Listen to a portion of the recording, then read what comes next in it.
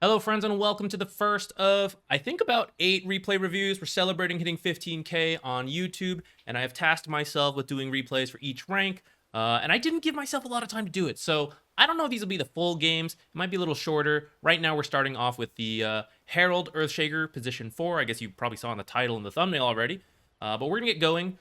Now, I know this is Herald, so things are a little different, right? I'm not gonna worry too much about missed spells, and like missed last hits, though I will go ahead and say now that the easiest and most impactful thing any Herald player can do, support or core, is to work on last hits, such that when you have a chance to farm, you are getting farm. Now right now, let's start with your item build.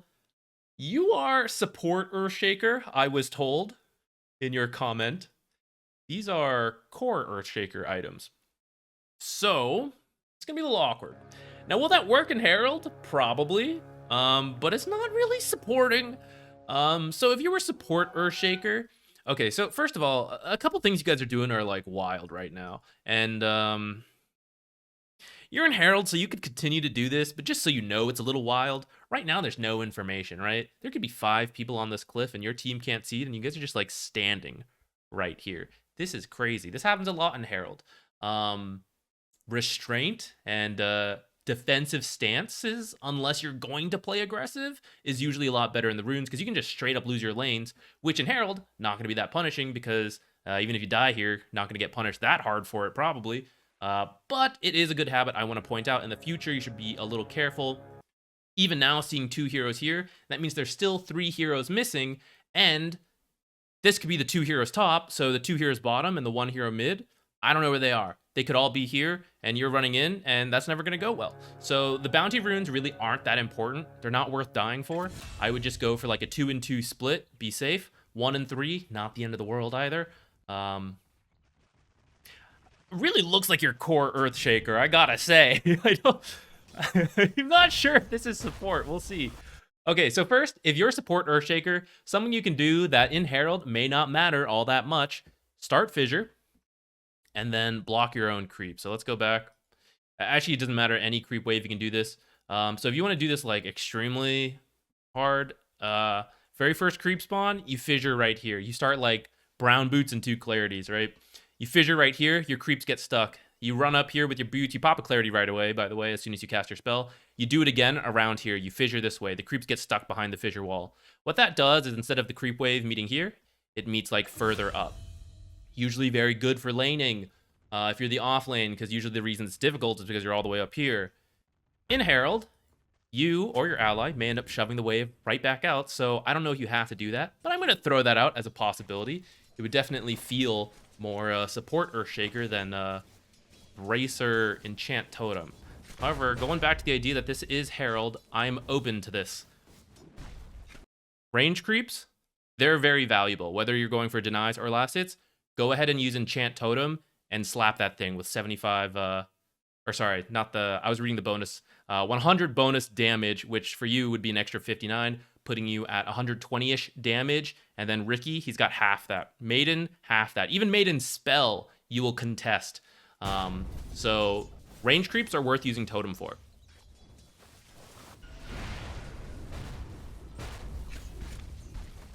Okay, lane's pushing out to you a little bit. All right, no need to just like randomly hit the range creeps. This is kind of what I was talking about when I say like people tend to push the lane out whether they should or not. So in this case, they have more creeps. It's kind of hard to see because of this light strike array. There we go. They have more creeps than you, so you really don't have to do much. In Herald, kills are very tempting. Ricky right now is about the same value to you as like these 4 creeps. That's actually not true entirely. Those creeps are worth a little less. However, the kill on Ricky is not guaranteed. And oftentimes in Herald, you go too far and you end up being the one dying. The creeps are kind of more guaranteed, and they're also worth a lot of gold. So we're gonna go ahead and pop up last hits here. So right now there's more creeps. You don't want to fight. You just want to back up, let it come in. Oh, Huskar's GG now. Cool.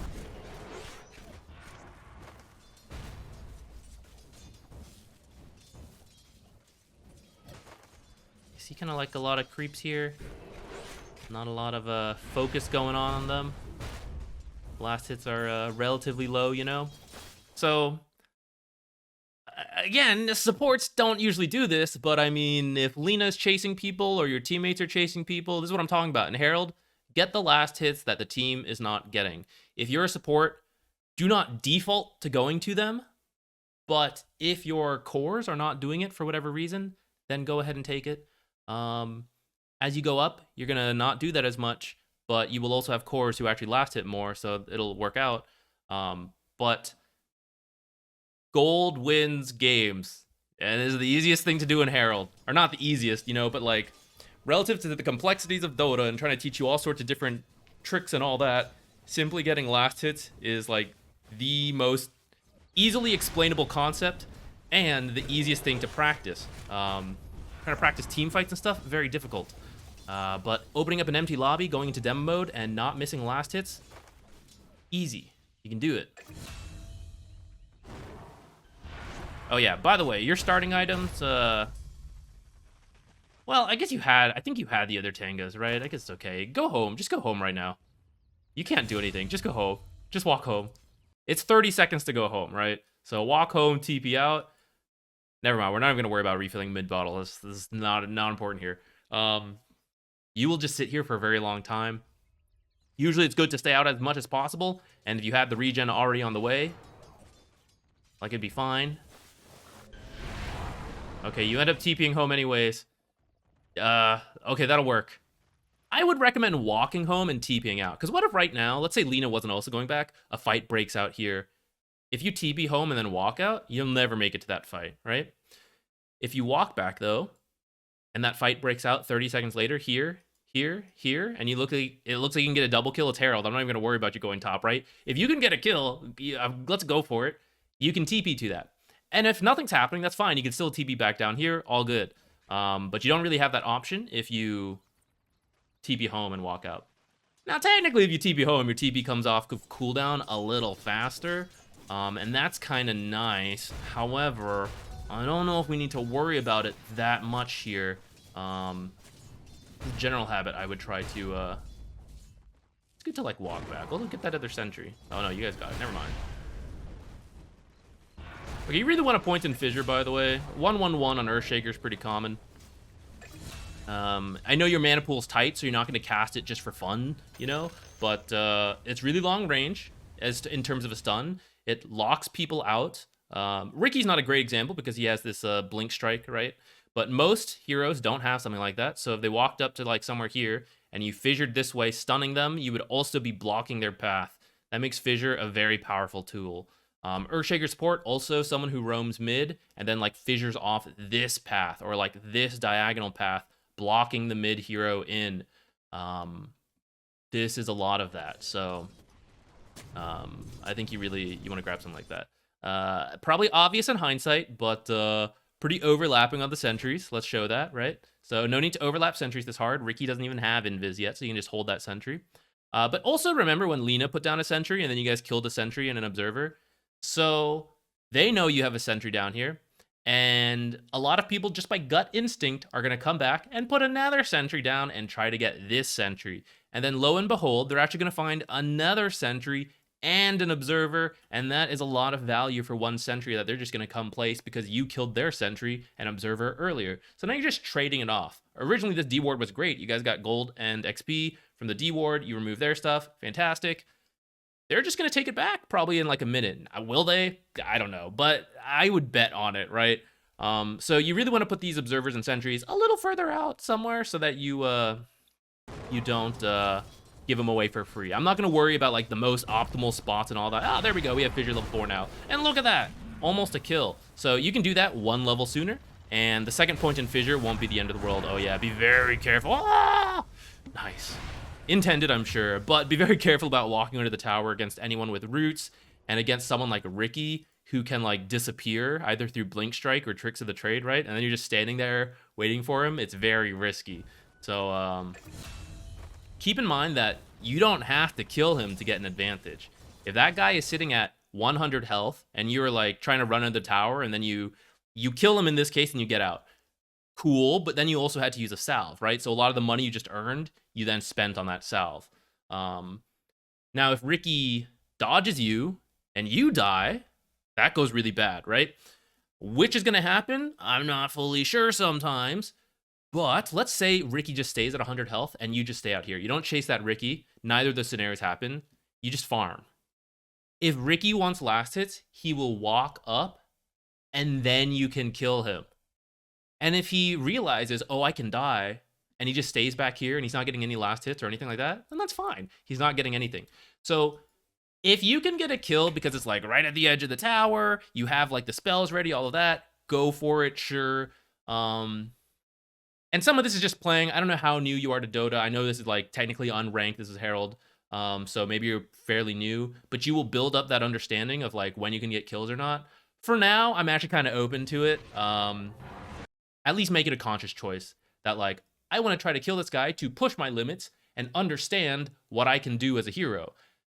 As you do that and you feed a couple times, you know, and you start to realize, oh, it's a bad idea to do this, then stop doing that stuff and like all of that, you know. But sometimes you only learn that by pushing your limits. So I'm not going to be too harsh on it for now. And in fact, I'd even say it's good as long as you're actively doing it. If you just casually always go for that and it just becomes a habit, that's bad. But if you are actively thinking, I know that this is a risk, I'm not sure if I can do it, but I might be able to do it. And I'm going to find out. I'm a scientific man. I'm going to test it and do it and learn.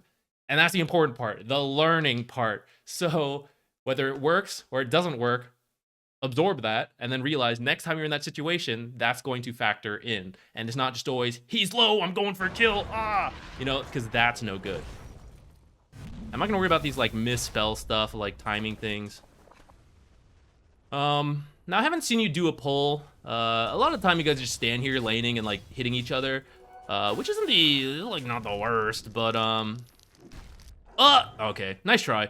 That's kind of what I'm talking about, the like last hitting practice, you know, just getting a feel for like how fast your heroes hit, like those kind of timings. Feel free to use totem there to snipe that last hit. That would be fine too, because she used a spell, so you can use a much cheaper spell, steal the last hit. That'd be great. That's the kind of stuff that's a lot easier to practice, just opening up a demo lobby and getting good at that kind of stuff. Okay, so we're going like Bracer, Soul Ring, it looks like. I'm gonna allow it for a Herald game. Okay, look, see, this is actually even worse. She just came back, I think it was her, maybe it was the Ricky, with another Observer. She didn't even like remove this one, but to her credit, she might have recognized the sentries here, and so she tried to put it further out.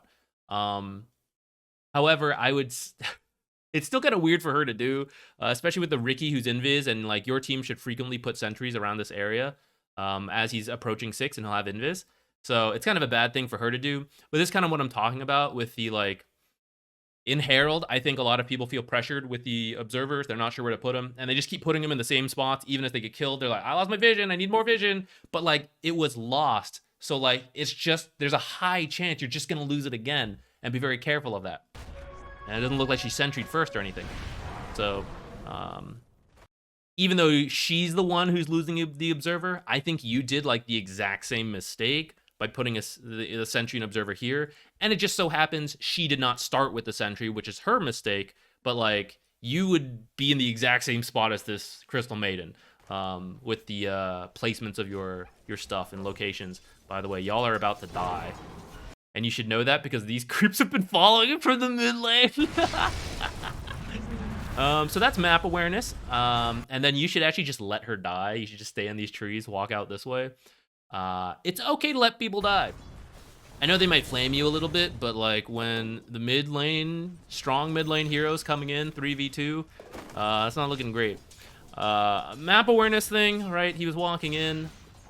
Don't want to worry about it too much. I know Dota's hard, but that is one of the things that everyone should work on, and Herald in particular. I think last hitting and map awareness, great stuff. Habits you will use for the rest of your Dota career.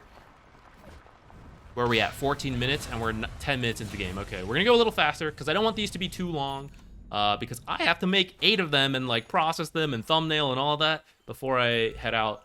I'll be going on a little travel, so I'm gonna try to get all these done. So we're gonna speed through. I think we're already covering some useful stuff. Phase boots. So the thing with Earthshaker is you really just want this blink like as fast as possible in most cases. Herald, there is more room for delays, and that's why I was okay with like Bracer, Soul Ring. I'm glad you bought a wand actually, and I'm actually totally okay with Quelling Blade because you'll get a decent amount of last hits as a support in this bracket. Phase boots, I would just grab the brown boots, and it should really be the first thing you buy rather than these like blades of attack. You just want more move speed. Earthshaker's like relatively fast at 315, but pretty much every hero wants boots after, if not their first item, after like a small item or two, which in this case, you've got Bracer Soul Ring, which we'll say was for the laning stage and you didn't need boots too much. That's fine. But like 10 minutes, laning starts to break down. You really want extra move speed, so buy the boots first, which are nearly the same price as, what's it called? As the Blades of Attack. And then, oh, but anyways, I would leave it at brown boots probably and get a blink dagger, because that's kind of what Earthshaker wants to do, the fancy blink echoes. You know, it sets up the whole combo to like Fissure, blink in, enchant, and then possibly echo if you need to, or blink echo, enchant, Fissure. Actually, I think Fissure usually happens next, but whatever. Not gonna worry about that order right now too much.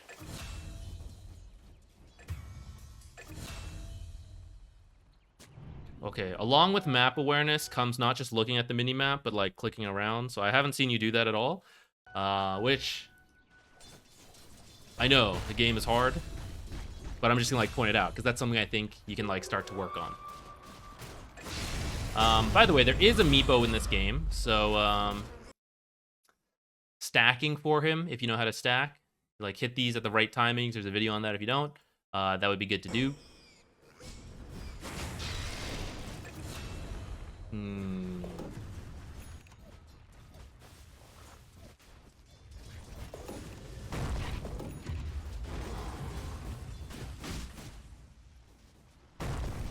Okay, getting an Undying kill. Let's go. Undying gonna kill you back. That's okay, you're a support. I don't know what Undying is. I don't know. Offlaner maybe?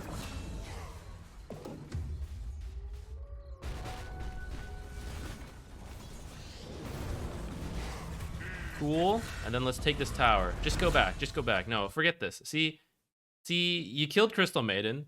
Okay, hold on. Let's do this. This is why map awareness is important. And it's kind of hard for me when I'm like zooming around replays. But okay, check this out. Ignore what's happening on this big screen here, right? Everyone look at this mini map. So Crystal Maiden's here, and then there's one hero here. Oh, actually you can't see him. He's invis, so never mind. But orange was here. That's Huskar, and then someone was here. I forget who, but someone was up here. And now Ricky's now showing mid, okay? So you now see that on your minimap. So I know where 4 heroes are. 2 in the mid, 1 top, 1 bottom. Let's keep going. The Crystal Maiden's still down here. 3rd hero showing mid. So that's how I know it's safe to like go for this Crystal Maiden. And we kill her, great. And then there's no reason to leave yet. Or like completely. I'm okay with getting out of the tower, that's fine. Let's see what the enemy does. Did they rotate to help their Crystal Maiden at all? And then we look at the minimap and we see Huskar here. And we see Disruptor here. Let's keep going a little further. And there's a 3rd hero. So there's no reason to leave. And you should just like stay under the trees if you're deciding like, oh, I'm scared they're coming at me. Stay under the trees, wait a little bit. And then once you see the information, pop back out. So like all this is all farm you could be doing right now instead of running towards this stuff. Because you are trying to hit your item timings in Herald. We're not worried. We were kind of worried about teammates, but like... And there's free farm, And then like, this is free farm. My cores are doing something else.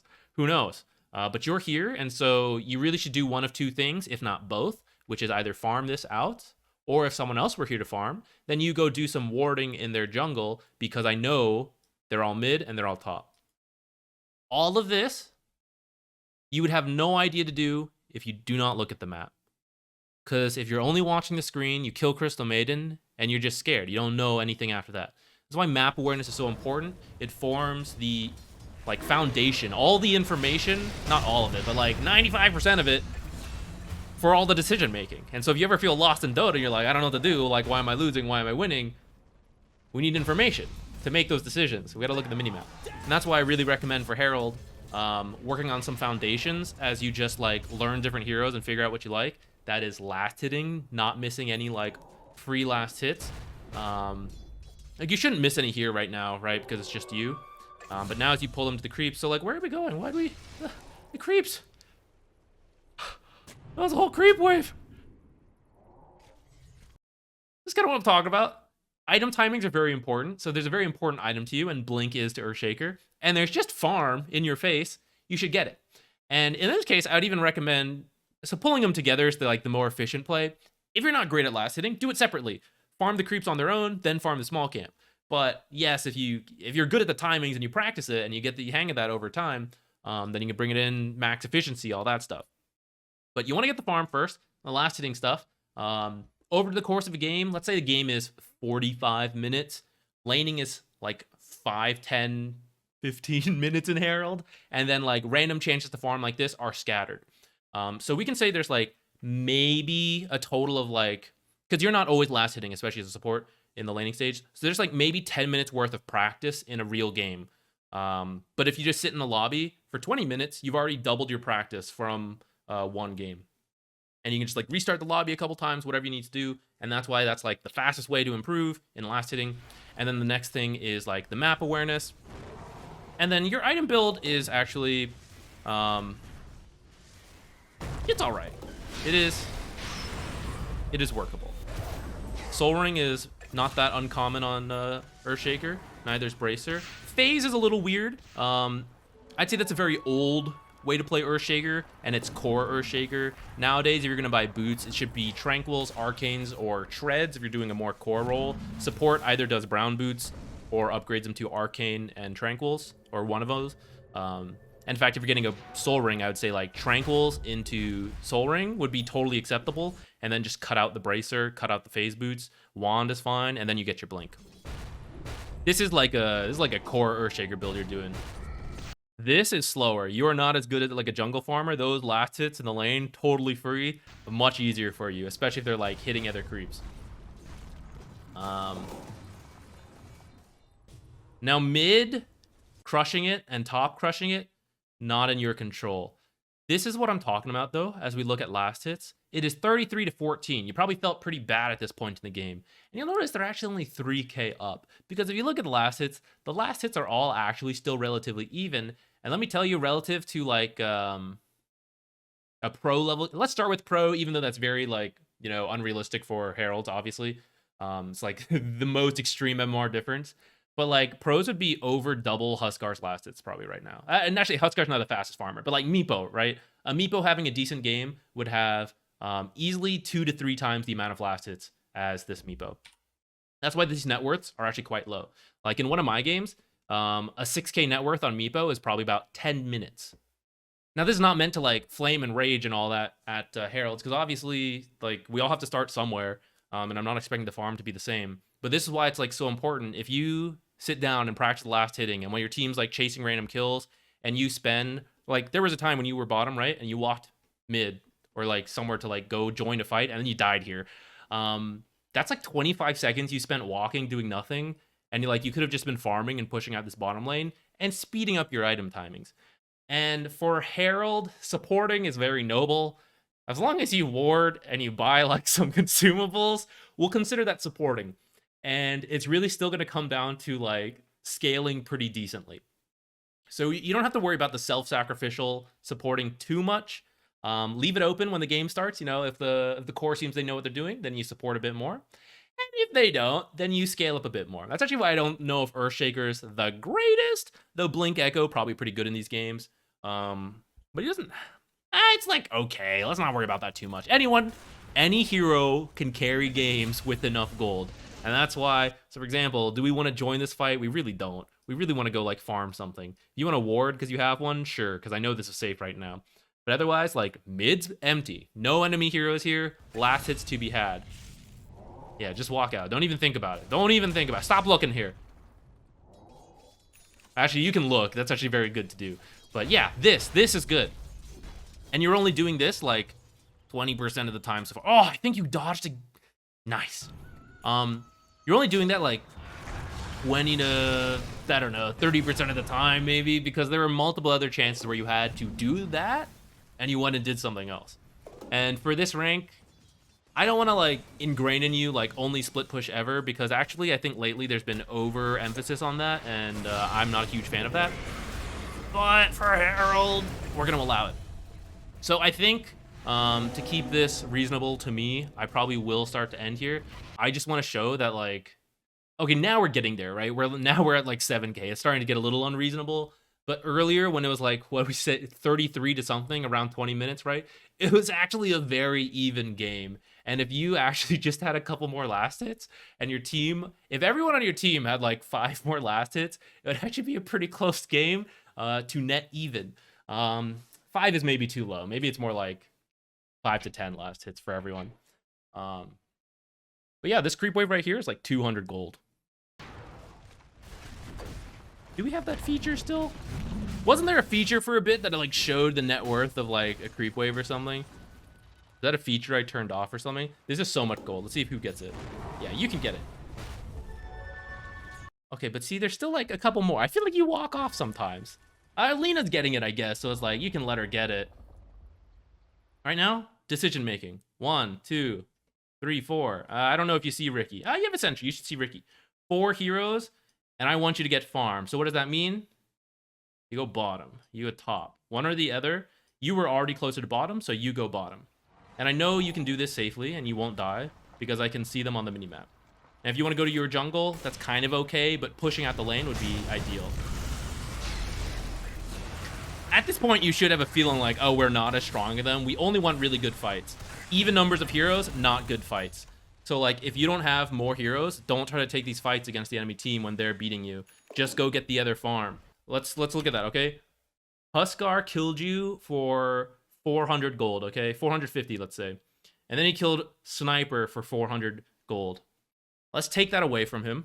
He gets 1 creep wave. That's like 200 gold. You farm bottom, you get a creep wave, Sniper farms a jungle. So like between the two of you, you get like 500 gold.